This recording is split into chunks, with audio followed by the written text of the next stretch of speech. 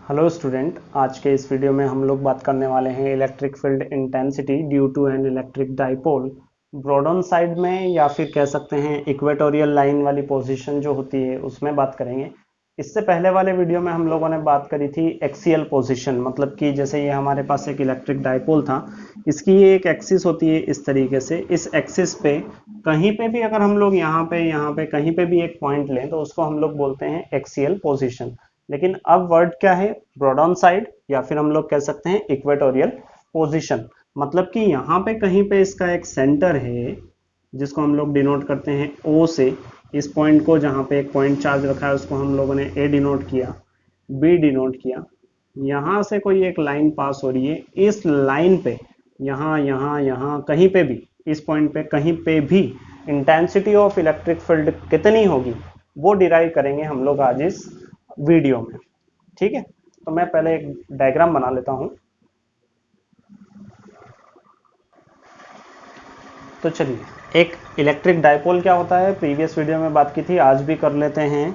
To equal and opposite, equal means जिनका magnitude equal हो, opposite point charges separated by a small separation, इनके बीच का separation यहां से यहां तक का हम लोगों ने उसको कंसीडर किया two a, separated by a small separation is called electric dipole. ठीक है, तो यहां से अब हम लोग इक्वेटोरियल या ब्रॉड ऑन साइड की बात करें तो इस एक्सिस पे, इस सेंटर से जाने वाली एक्सिस पे, यहाँ पे कहीं पे हम लोग एक पॉइंट कंसीडर करते हैं P, और हमें इस P पॉइंट पे intensity of electric field derive करना है। ठीक है, तो इसके लिए सबसे पहले तो हम लोग यहाँ से एक इसकी डिस्टेंस ले लेते हैं O से, मतलब सेंटर से डाइपोल के इसकी डिस्टेंस कितनी हो जाएगी, स्मॉल r। यहाँ से यहाँ तक की अगर हम लोग डिस्टेंस देखें तो वो हमारे लिए रहेगी A, यहाँ से यहाँ तक की भी डिस्टेंस रहेगी A प्लस A, ये कितना हो जाएगा, 2A हो जाएगा। अब अगर हम लोग इस पे इंटेंसिटी ऑफ इलेक्ट्रिक फील्ड देखें, हमने एक प्रीवियस वीडियो बात की थी intensity of electric field due to a point charge. ये पॉइंट चार्ज है, तो इसके कारण यहाँ पे इंटेंसिटी ऑफ इलेक्ट्रिक फील्ड होगी, जिसको हम लोग नेम डिनोट कर देते हैं E1। और इस नेगेटिव चार्ज के कारण भी वहां पे एक इंटेंसिटी ऑफ इलेक्ट्रिक फील्ड होगी, जिसको हम लोग नेम डिनोट करेंगे E2। ठीक है, एक हो जाएगा E1 और एक हो जाएगा क्या, E2। अब E1 कहाँ होगा और E2 कहाँ होगा, तो सबसे पहले देखिए, ये जो पॉइंट चार्ज है पॉजिटिव है, इस पॉजिटिव पॉइंट चार्ज के कारण इंटेंसिटी ऑफ इलेक्ट्रिक फील्ड की जो डायरेक्शन होगी, वेक्टर क्वांटिटी है, मैग्नीट्यूड पता कर लेंगे। डायरेक्शन कैसे पता करें, तो डायरेक्शन के लिए यहाँ पे पॉइंट चार्ज है, पॉजिटिव है, हमें पता है कि पॉजिटिव से जो फील्ड लाइन या फोर्स लाइन होती है इस तरीके से बाहर होती है, आउटवर्ड होती है। तो मेरी इस फिंगर को आप लोग देखिए, मैं अगर इस पॉइंट से अगर एक सर्कल आगे बढ़ाऊं तो ये वाली जो है ये इस डायरेक्शन को इंडिकेट कर रहा है। देखिए ये मेरी फिंगर इधर आगे बढ़ी इस डायरेक्शन में, तो यहाँ पे जो इंटेंसिटी ऑफ इलेक्ट्रिक फील्ड इस तरीके से अगर हम लोग लेंगे तो ये E1 की डायरेक्शन हो जाएगी। ठीक है, due two plus Q charge. अब अगर हम लोग E2 की बात करें, मतलब यहाँ पे नेगेटिव चार्ज है, नेगेटिव चार्ज के कारण इंटेंसिटी ऑफ इलेक्ट्रिक फील्ड कैसी होती है, इनवर्ड होती है। तो मेरी इस फिंगर को अगर आप देखोगे, मैं इस पॉइंट पे रखूं और फिर इस चार्ज की तरफ बढ़ूं तो उसकी डायरेक्शन कैसी होगी, इस डायरेक्शन में होगी। तो मुझे यहां से यहां तक एक लाइन ज्वाइन करना है, और यहाँ पे जो intensity of electric field E2 है उसकी डायरेक्शन इस तरफ होगी। नेगेटिव के लिए इनवर्ड डायरेक्शन होती है, पॉजिटिव के लिए आउटवर्ड होती है, वही यहाँ पे हम लोगों को डिनोट करना है। प्रीवियस वीडियो में भी हम लोगों ने इसी बारे में बात की थी। ठीक है, अब देखिए ये तो E1 हो गया, ये E2 हो गया, पहले इनको समझ लेते हैं, इसके बाद में हम लोग यहाँ पे हम लोगों को रिजल्टेंट निकालना है। हमको पॉइंट चार्ज के कारण फाइंड नहीं करना है, हमको फाइंड करना है इस डाइपोल के कारण। ठीक है, बट हमारे पास कोई रिलेशन है नहीं, इसलिए हमारे पास जो रिलेशन था पॉइंट चार्ज का हम लोग वो अप्लाई करेंगे। तो सबसे पहले अगर हम लोग देखें तो हम लोग लिख सकते हैं इलेक्ट्रिक फील्ड इंटेंसिटी कहाँ पे फाइंड कर रहे हैं, 8P, किसके कारण, due two plus Q charge. Plus Q charge कहाँ है, 8B, plus Q charge B पे है, उसके कारण हम लोग P पे intensity of electric field find कर रहे हैं। तो इंटेंसिटी ऑफ इलेक्ट्रिक फील्ड का नाम क्या दिया हम लोगों ने, इसके कारण यहाँ पे E1 नाम दिया है। तो ये E1 इज इक्वल टू हो जाएगा 1/4 pi epsilon naught times Q means charge over distance. R लेते हैं हम लोग, जो पॉइंट चार्ज वाला जो रिलेशन पढ़ा था उसमें हम लोगों ने यहाँ पे R लिया था, और वो R क्या होता है, पॉइंट और जो चार्ज है उसके बीच की डिस्टेंस। तो मैं यहाँ पे लिख रहा हूँ डिस्टेंस और उसका स्क्वायर। ठीक है, अब अगर हम लोग देखें तो यहाँ पे डिस्टेंस क्या बनेगी, ये रहा हमारा पॉइंट चार्ज, कहाँ पे रखा हुआ है, बी पे, और कहाँ तक हम लोगों को फाइंड करना है, पी तक। तो इसको हम लोग डिस्टेंस को हम लोग क्या लिख दें, बी पी स्क्वायर, ठीक है। अब क्योंकि इंटेंसिटी ऑफ इलेक्ट्रिक फील्ड एक वेक्टर क्वांटिटी होती है और वेक्टर क्वांटिटी को हम लोग डायरेक्शन के थ्रू डिनोट करते हैं, तो यहाँ पे डायरेक्शन क्या हो जाएगी, अलोंग। देखिए डायरेक्शन क्या है, ये इवन उस तरफ जा रहा है, मतलब बी टू पी, तो यहाँ पे हम लोगों को क्या लगाना पड़ेगा, B to P. Similarly sorry, अभी हम लोगों को बी पी स्क्वायर की वैल्यू नोट करना है। अब यहाँ पे हम लोगों के पास एक राइट एंगल ट्राइंगल है, इस तरीके से अगर आप देखें, ये बी है, ये ओ है और ये पी है। यहाँ से यहाँ तक की डिस्टेंस आर है, यहाँ पे डिस्टेंस ए है, यहाँ पे पीजीटी लगेगी, पाइथागोरस थ्योरम। और पाइथागोरस थ्योरम के अकॉर्डिंग ये जो बीपी डिस्टेंस आएगी, इसकी वैल्यू आएगी under root R square plus A square, square of hypotenuse plus square of sorry square of perpendicular plus square of base, और उसका स्क्वायर रूट हो जाएगा। तो यहाँ पे हमारे लिए इंटेंसिटी ऑफ इलेक्ट्रिक फील्ड कितना हो गया, 1/4 pi epsilon naught Q as it is, और बीपी की वैल्यू हम लोग लेके आए हैं क्या, स्क्वायर रूट। तो देखिए ये स्क्वायर रूट लिखा, एक स्टेप मैंने स्किप किए हैं यहाँ पे, ए स्क्वायर, और उसका भी हम लोगों को यहाँ पे क्या करना है, स्क्वायर करना है। तो देखिए ये जो स्क्वायर है, इस स्क्वायर से ये जो स्क्वायर रूट है ये क्या हो जाएगा, कैंसिल हो जाएगा। तो यहाँ पे क्या बचेगा, यहाँ पे हमारे पास, ये अगली स्टेप बता रहा हूँ मैं, यहाँ पे मैंने उसको आपको एक्सप्लेन कर दिया, आपको दोनों स्टेप नोट करनी है। R square plus A square, और यहाँ पे मैं डायरेक्शन लिख देता हूँ अलोंग बी पी, ठीक है। ये हमारा इक्वेशन नंबर क्या हो गया, 1 हो गया। ये हमने बात करी थी intensity of electric field due to positive plus Q charge. अब किसके लिए बात कर ले, नेगेटिव चार्ज के लिए बात कर लेते हैं। यहाँ electric field intensity due to negative charge at A, क्या होगी intensity of electric field, E2। इसके कारण जो यहाँ पे इंटेंसिटी ऑफ इलेक्ट्रिक फील्ड है उसको नाम दिया हमने E2। तो E2 is equals to, relation हो जाएगा 1/4 पाई एप्सिलॉन नॉट। और किसी किसी बुक में आप लोगों को मैं ये भी बता देता हूँ कि यहाँ पे लिखा हुआ रहता है, मॉड लगा हुआ रहता है। मॉड लगा है इसका मतलब क्या, कि वहाँ पे केवल स्केलर फॉर्म में बात कर रहे हैं, मतलब मैग्नीट्यूड की बात कर रहे हैं। अगर यहाँ पे मॉड लगा है उस केस में मुझे यहाँ पे ये लिखने की जरूरत नहीं पड़ेगी, डायरेक्शन बताने की जरूरत नहीं रहेगी। तो ये हो जाएगा 1/4 पाई एप्सिलॉन नॉट, यहाँ पे आ जाएगा Q, फिर से यहाँ पे क्या आ जाएगा, डिस्टेंस, और उसका क्या हो जाएगा, स्क्वायर। तो डिस्टेंस यहाँ पे देखें, पॉइंट चार्ज कहाँ पे रखा हुआ है, -Q पे, सॉरी A पे, है ना। नेगेटिव चार्ज कहाँ है, A पे, और पॉइंट कहाँ पे, P पे। तो इन दोनों के बीच की डिस्टेंस क्या हो गई, AP। तो यहाँ पे मैं डिस्टेंस और इसकी प्लेस पे क्या लिख दूँ, AP स्क्वायर। ये मैंने समझाने के लिए लिखा था, डिस्टेंस और उसका स्क्वायर। अब अगर हम लोग इसको देखें, AP स्क्वायर की वैल्यू फाइंड करें, तो यही वाला रिलेशन फिर से हम लोगों को अप्लाई करना पड़ेगा। इस तरीके से यहाँ पे P है, यहाँ पे O था, यहाँ पे A था, ये R है, ये A है, मतलब ये जो ट्राइंगल है ये सीधा सीधा सा इन्वर्ट हो जाएगा। और उस केस में यहाँ की जो वैल्यू आएगी वो आएगी under root R square plus A square. ये अगर हम लोग देखें तो ये हो जाएगा E2 1/4 pi epsilon naught times Q over AP की वैल्यू हमारे पास ये रही, under root R square A square, और उसका भी क्या हो जाएगा, होल स्क्वायर। ये जो ब्रैकेट में वैल्यू रखी है ये AP की है, और AP का स्क्वायर है इसलिए यहाँ पे भी स्क्वायर किया। अब अगली स्टेप में क्या होगा, स्क्वायर से स्क्वायर रूट कैंसिल, आप चाहें तो डायरेक्ट समझ सकते हैं, आप चाहें तो डायरेक्ट लिख सकते हैं R square plus A square. ये इस तरीके से मैंने यहाँ से स्क्वायर रूट हटा दिया। आप और अपनी बुक में भी देखते जाएं ताकि आप लोगों को काफ़ी अच्छे से समझे। हो सकता है कोई नोटेशन चेंज हो, जैसे R के प्लेस पे कुछ X लिखा हो या कुछ और वैल्यू लिखी हुई हो। अच्छा, यहाँ पे एक हमको डायरेक्शन भी बतानी थी इसकी, तो यहाँ पे इसकी डायरेक्शन बनेगी अलोंग, ये जो E2 है इसकी डायरेक्शन हमने यहाँ पे एरो के थ्रू रिप्रेजेंट की है। P2 कहाँ पे जा रही है, A अलोंग PA, ये इसकी डायरेक्शन बता दी। अब देखिए ये रिलेशन आ चुका है हमारे पास, इसको हम लोग डिनोट कर देते हैं इक्वेशन नंबर 2। इक्वेशन 1 हो गई हमारे पास, इक्वेशन 2 आ चुकी है। अब इक्वेशन 1 और इक्वेशन 2 एज इट इज रहेगी। लेकिन हम लोगों को E1 और E2 फाइंड नहीं करना है। हम लोगों ने अभी क्या किया, इस पॉइंट चार्ज के कारण इंटेंसिटी देखी, इस पॉइंट चार्ज के कारण यहाँ पे इंटेंसिटी देखी, मतलब E1 और E2 देखा। बट हमको पॉइंट चार्ज के बारे में बात नहीं करना है, हमको तो डायपोल के बारे में बात करना है। तो डायपोल के बारे में बात करना है, मतलब इस पूरे के बारे में बात करना है, मतलब हम लोगों को E1 और E2 का निकालना है रिजल्टेंट। और ये रिजल्टेंट आपने अपनी प्रीवियस क्लासेस में सीखा था 11 में। दोनों वेक्टर है E1 और E2। इसका अगर रिजल्टेंट निकालेंगे तो वो रिजल्टेंट यहाँ पे होगा इस डायरेक्शन में। पहली बात तो कि ये भी इस क्वाड्रेंट में है, ये भी इसी क्वाड्रेंट में है, मतलब ये इस साइड है, तो इनका रिजल्टेंट भी इधर आएगा। ठीक है, अब हम लोग यहाँ पे जो ये डायपोल की जो एक्सिस है, यहाँ पे एक एंगल कंसिडर करते हैं थीटा। ठीक है, ये थीटा कंसिडर किया तो देखिए ये जो थीटा एंगल है, यहाँ पे z प्रॉपर्टी लगेगी, मतलब अल्टरनेट इंटीरियर एंगल, यहाँ पे थीटा, तो यहाँ पे भी कितना आ जाएगा, थीटा। तो ये एंगल कितना हो गया, थीटा। उम्मीद है आप लोगों को ये समझ में आया होगा अभी तक।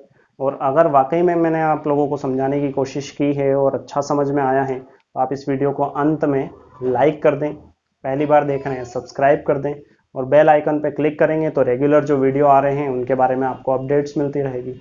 और अगर आप चाहें तो मुझे सोशल साइट्स जैसे फेसबुक है, इंस्टाग्राम है, उस पर आप मुझे सब्सक्राइब फॉलो कर सकते हैं। डिटेल देख लीजिए, डिस्क्रिप्शन है, उसमें भी आपको कुछ प्लेलिस्ट वगैरह मिल जाएगी।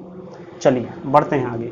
अब देखिए यहाँ पे एंगल थीटा है, तो यहाँ पे भी एंगल कितना होगा, थीटा होगा, क्योंकि ये जो दो ट्राइंगल हम लोगों को मिले हैं, एक इधर और एक इधर, ये है आइसोसेल्स ट्राइंगल, मतलब दो साइड इसकी क्या है, इक्वल है। ये जो बड़ा वाला ट्राइंगल देखा, तो यहाँ पे अगर आपने थीटा एंगल कंसिडर करा है तो यहाँ पे भी क्या एंगल होगा, थीटा एंगल होगा। और इसके बाद में ये वाली लाइन और ये वाली लाइन दोनों क्या है, पैरेलल है। अब पैरेलल है तो यहाँ पे जो एंगल है वही एंगल कहाँ पे आ जाएगा, इस जगह पे भी आ जाएगा।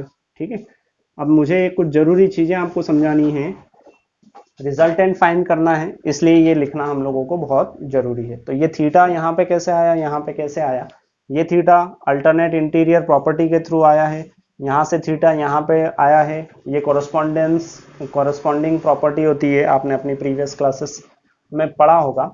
अब हम लोगों को फाइंड करना है E1। देखिए अब यहाँ पे जो हमारे पास E1 और E2 है वो ना ही x एक्सिस पे है ना ही y एक्सिस पे है, मतलब ये दोनों कहाँ पे है, प्लेन में है। तो इनको हम लोगों को रिजॉल्व करना पड़ेगा। इतना आप लोगों को समझ में आया है। मैं इसे अगर आप देखेंगे तो E1 की जो वैल्यू है न्यूमरिक, ये यहाँ से वही के वही इक्वेशन यहाँ पे E2 की आई हुई है।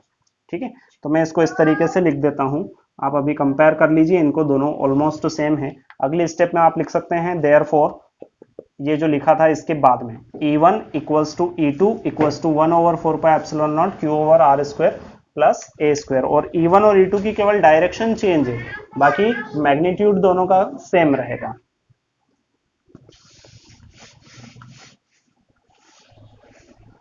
चलिए पहले हम लोग वहां पे रिजॉल्व कर लेते हैं। देखिए यहाँ पे हमारे लिए E इस डायरेक्शन में हमने लिया हुआ है ऑलरेडी है, E2 E1 इस डायरेक्शन में, एक ये डायरेक्शन हो गई। इसको हम लोग एक हॉरिजॉन्टल बोलते हैं और एक को वर्टिकल बोलते हैं। अगर ये E1 इधर होता तो as it is E equals to E1 हो जाता, इधर होता तो भी हमें कोई प्रॉब्लम नहीं थी। बट ये कहाँ पे है, देखिए प्लेन में है ये, और प्लेन में है उस केस में हम लोगों को यहाँ पे इसको रिजॉल्व करना पड़ेगा। यहाँ पे थीटा था, देखिए एंगल के सामने वाली साइड जो होती है वो परपेंडिकुलर होती है। ट्राइंगल बनता है, एक ट्राइंगल में किस तरीके से पहचाने, यहाँ पे थीटा है तो इस थीटा के सामने वाली साइड क्या कहलाएगी, परपेंडिकुलर। राइट एंगल है, राइट एंगल के सामने वाली जो साइड होती है वो हाइपोटेनस होती है, और जो बच गया वो क्या होगा, बेस होगा। तो ये रहा एंगल। तो एंगल के सामने यहाँ पे एक लाइन अगर हम लोग कंसिडर करें तो वो क्या कहलाएगी, परपेंडिकुलर। मतलब ये क्या हो गया, परपेंडिकुलर हो गया E1 के लिए, है ना। और ये परपेंडिकुलर हो गया ये यहाँ वाली लाइन।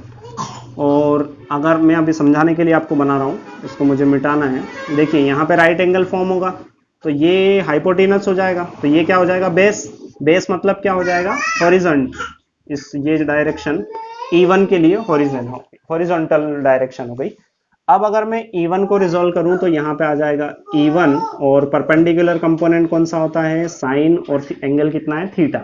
हॉरिजॉन्टल कंपोनेंट लिखना है, यहाँ पे किसका लिखना है, E1 का लिखना है। E1 को रिजॉल्व कर रहे हैं क्योंकि ये प्लेन में है, तो यहाँ पे आ जाएगा E1, और हॉरिजॉन्टल कंपोनेंट कौन सा होगा, कोस होगा। एंगल कितना है, थीटा है। तो ये दो चीजें मैं वहां पे मेंशन कर देता हूँ यहाँ पे। ये हो चुका है E1 साइन थीटा, यहाँ पे आ जाएगा इस डायरेक्शन में E1 कॉस थीटा। ये हमने रिजॉल्व करा है E1 को। अब हम लोग सिमिलर वे में रिजॉल्व करेंगे E2 को। देखिए E2 कहाँ पे है, इस डायरेक्शन में है E2, ठीक है। यहाँ पे ऑलरेडी एक डायरेक्शन ये लाइन जा ही रही है हमारे लिए इसमें डायग्राम में। एक ये डायरेक्शन हमने ली है जिसको नाम दिया हमने E, रिजल्टेंट इंटेंसिटी। अब देखिए यहाँ पे है थीटा। अभी यहाँ पे अगर मैं एक लाइन कंसिडर करूं तो एंगल के सामने क्या होगा, परपेंडिकुलर। मतलब ये इस लाइन को, ये लाइन कहीं पे भी हो इस डायरेक्शन में, ये क्या कहलाएगी, परपेंडिकुलर कहलाएगी इसके लिए। तो ये परपेंडिकुलर हो गया, ये परपेंडिकुलर हो गया, यहाँ पे राइट एंगल फॉर्म होगा। ये क्या हो जाएगा, जो क्रॉस है हाइपोटेनस हो जाएगा। मतलब ये वाली डायरेक्शन कौन सी हो जाएगी, हॉरिजॉन्टल हो जाएगी। किसके लिए हो जाएगी, E2 के लिए हो जाएगी। तो परपेंडिकुलर कंपोनेंट आ जाएगा E2 का और यहाँ पे हॉरिजॉन्टल कंपोनेंट आ जाएगा। तो ये हो जाएगा E2 परपेंडिकुलर कंपोनेंट मतलब साइन थीटा, यहाँ पे आ जाएगा E1 और सॉरी E2, और हॉरिजॉन्टल कंपोनेंट आ जाएगा कॉस थीटा। ये यहाँ पे मेंशन करते हैं हम लोग E2 के लिए। ये E2 को मैं यहाँ पे लिख रहा हूँ E2, यहाँ पे आ गया E2 कॉस थीटा, और इसी का ये E2 का वर्टिकल कंपोनेंट यहाँ पे आ जाएगा। ये क्या हो जाएगा, E2 साइन थीटा। मुझे उम्मीद है मैंने बड़ा डिटेल में समझाने की कोशिश करी है। वीडियो थोड़ा सा लंबा है पर एक बार देखेंगे आपको पूरा डाउट क्लियर हो जाएगा। आगे कोई दिक्कत नहीं आएगी इस प्रकार के या इस टॉपिक में। अब देखिए E1 sine theta upward, E2 sine theta downward, दोनों क्या हो गए, अपोजिट हो गए। एक है E1 और एक है क्या, E2। और अभी हमने देखा है कि E1 और E2 की वैल्यू क्या है, सेम है ना। E1 ऊपर E2 नीचे, मतलब जितनी ताकत ऊपर लग रही है उतनी ताकत नीचे लग रही है। मतलब यहाँ पे अगर हम लोग E1 साइन थीटा और E2 साइन थीटा का रिजल्टेंट निकालेंगे तो वो कितना होगा, 0 होगा, ठीक है। क्योंकि दोनों की न्यूमेरिकल वैल्यू जो आने वाली है वो सेम आने वाली है इस रिलेशन से, E1 इक्वल्स टू E2। अब ये तो कैंसिल हो गए, E1 sine theta and E2 sine theta. From figure it is clear that E1 sine theta, E2 sine theta cancel out each other. क्यों कैंसल आउट करते हैं, E1 and E2 equal है और दोनों क्या है, अपोजिट है। मतलब एक प्लस होगा एक माइनस होगा, न्यूमेरिकल वैल्यू दोनों की सेम रहेगी। तो जो resultant intensity of electric field हम फाइंड कर रहे हैं E, वो किस पर डिपेंड करेगी, E1 कॉस थीटा पे और E2 कॉस थीटा पे, ठीक है। अब हम लोग इसको रिजॉल्व कर लेते हैं। हम लोगों को यहां से फाइंड करना है E।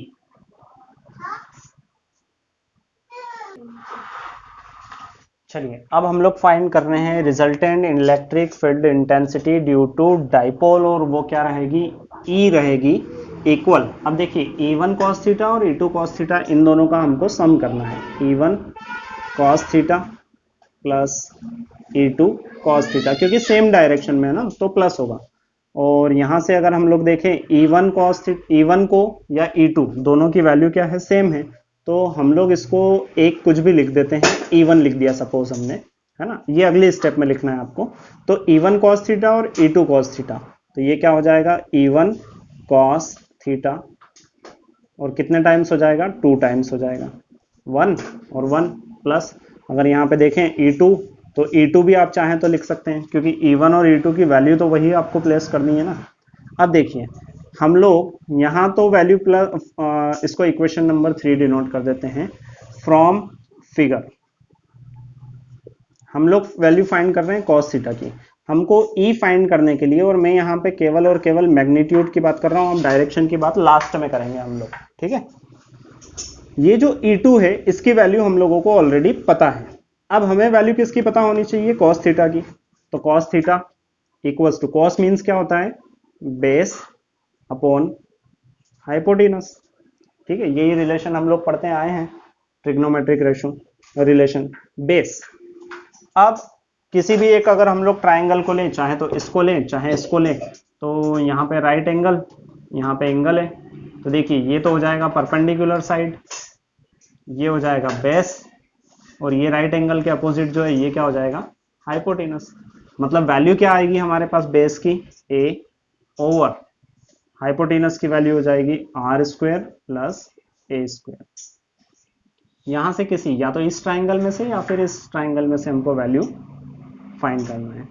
ये हो गया इक्वेशन नंबर 4। अब इक्वेशन नंबर 4 से cos की वैल्यू यहां प्लेस कर दें और इक्वेशन नंबर 2 से यहां से E2 की वैल्यू या E1 जो भी आप मान रहे हो उसकी वैल्यू यहां पे सब्स्टिट्यूट कर दें। फ्रॉम 2, 3 एंड 4 हम फाइंड कर रहे हैं वेक्टर E2 है हमारे पास। E2 की वैल्यू यहाँ पे है 1/4 pi epsilon naught times Q over r² a² times. अब देखिए E2 की वैल्यू प्लेस कर दी, अब वैल्यू प्लेस कर रहे हैं cos की, तो cos की वैल्यू क्या हो जाएगी a/√r² plus a² bracket close. और आपको पता है कि इस अंडर रूट को हम चाहें तो एक न्यूमेरिकल फॉर्म में लिख सकते हैं, वो हम लोग लिख सकते हैं इसकी पावर 1/2। अब देखिए ये जो 2 है इसको भी मैं यहां से उठा के, चलिए अभी तो यही लिख देते हैं, ये तो आपको समझ में आ ही गया होगा, हटा रहा हूं इसे। ये इक्वेशन को अरेंज करें प्रॉपर तो ये हो जाएगा न्यूमरेटर q टाइम्स 2a। देखिए ये q और ये 2 है, इन दोनों को साथ में लिख दिया। इसका भी एक रीजन है, 1/4 पाई यहाँ पे लिख देते हैं हम लोग। 1/4 पाई कांस्टेंट है इसलिए इसको अलग ही रखते हैं हम लोग। यहाँ पे देखें r प्लस a², तो ये कॉमन लिखा हम लोगों ने, r प्लस r² a²। इसकी ब्रैकेट की पावर कितनी है यहाँ पे 1 और इस ब्रैकेट की पावर कितनी है 1/2। तो 1 प्लस 1/2 इसको अगर क्रॉस मल्टीप्लाई करके सिंप्लीफाई करें तो 2 प्लस 1/2 मतलब 3/2। तो ये मैंने यहाँ पे लिख दिया 3/2। ठीक है। अब सिंस हमको पता है इलेक्ट्रिक डाइपोल मोमेंट वो कितना होता है, सिंबल होता है उसका P, वेक्टर क्वांटिटी है और उसकी वैल्यू होती है चार्ज इनटू सेपरेशन। ये जो ऊपर न्यूमरेटर में क्वांटिटी है ये किसको रिप्रेजेंट कर रही है, इलेक्ट्रिक डाइपोल मोमेंट को रिप्रेजेंट कर रही है। तो यहाँ पे हम लोग इसको लिख सकते हैं इस तरीके से 1/4 pi epsilon naught times numerator में P आ जाएगा, ओवर आ जाएगा r² plus a² over 3/2। Actually ये रिलेशन हमारे पास आ चुका है intensity of electric field equatorial line पे, मतलब यहाँ पे इस पूरी लाइन पे कहीं पे भी हम लोग अगर लेंगे ना तो हमको r की वैल्यू पता होनी चाहिए, a की वैल्यू पता होगी, तो हम लोग यहाँ पे intensity of electric field derive कर सकते हैं। अभी अगर हम लोग ये अज्यूम करें कि ये जो सेपरेशन है ये सेंटर से लेके इस चार्ज तक की डिस्टेंस जिसको हमने क्या नाम दिया था a, और ये जो यहाँ से हम लोगों ने r लिया है, इन दोनों को कंपेयर करें। If a is much lesser than r, तो उस केस में ये क्या हो जाएगा, उसमें हो जाएगा ये E is equal to 1/4 pi epsilon naught, ये हो गया P।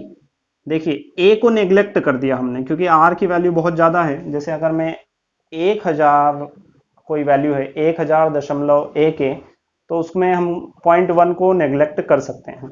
उसी टाइप से यहाँ पे भी, यहाँ पे क्या हो जाएगा r², a को तो नेग्लेक्ट कर दिया हम लोगों ने, है ना, तो ये नेग्लेक्ट मतलब 0, मतलब r⁴ है उसकी पावर कितनी हो जाएगी 3/2। और जब हम इस पावर को सिंप्लीफाई करेंगे तो ये इस टाइप से होगी 2 टाइम्स 3/2, ये कैंसिल हो गया। मतलब अब पावर कितनी बन गई है r की 1/4 पाई एप्सिलॉन नॉट टाइम्स यहाँ पे आ गया P और अपॉन में आ जाएगा r³। इस तरीके से ये हम लोग लेके आ गए हैं इंटेंसिटी ऑफ इलेक्ट्रिक फील्ड वाला रिलेशन।